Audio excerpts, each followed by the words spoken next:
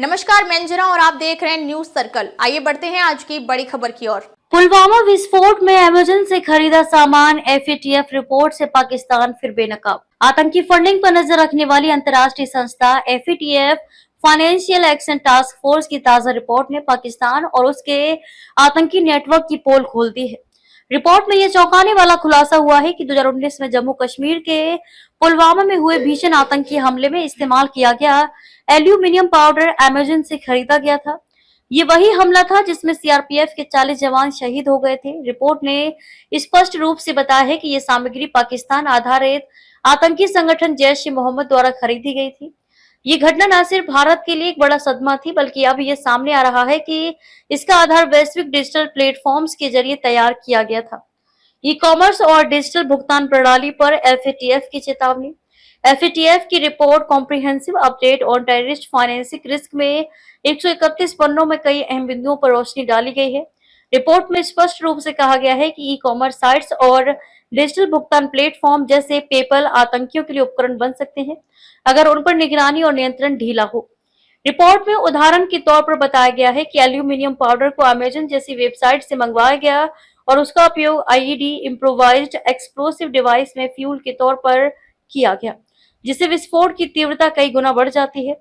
Aluminium powder आम वस्तु घातक उपयोग। एल्यूमिनियम पाउडर का इस्तेमाल आमतौर पर पेंट, प्रिंटिंग, स्याही, आतिशबाजी, रॉकेट ईंधन, सिरेमिक और रसायनों के उत्पादन में किया जाता है, लेकिन यही सामान्य सी दिखने वाली वस्तु आईईडी और विस्फोटकों में फ्यूल की तरह काम करती है।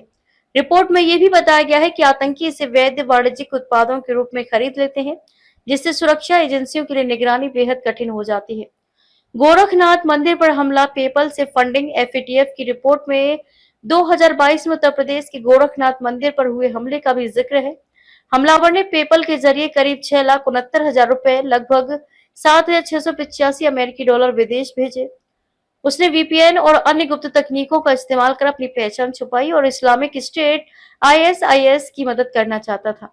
3 अप्रैल 2022 को हमलावर ने मंदिर परिसर में तैनात सुरक्षा कर्मियों पर हमला किया था।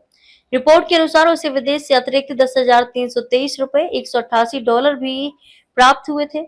इस मामले ने यह स्पष्ट कर दिया है कि डिजिटल पेमेंट प्लेटफॉर्म और वीपीएन तकनीकें आतंकियों की पहुंच को वैश्विक बना रही हैं।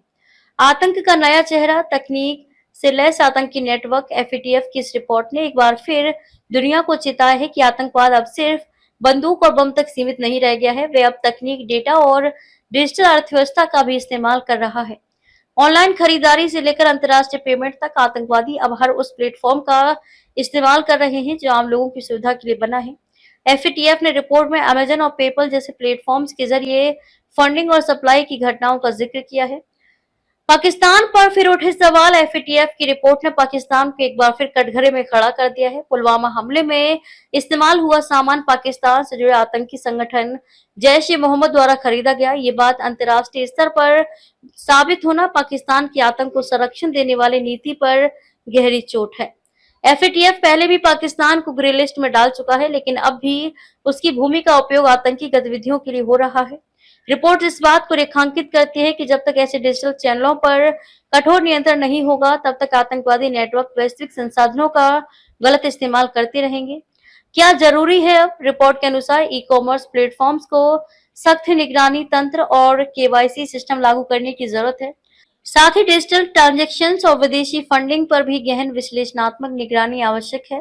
बिना पहचान के डिजिटल लेन देन और बिना निगरानी की वस्तु आपूर्ति आतंक के नए औजार बन चुके हैं।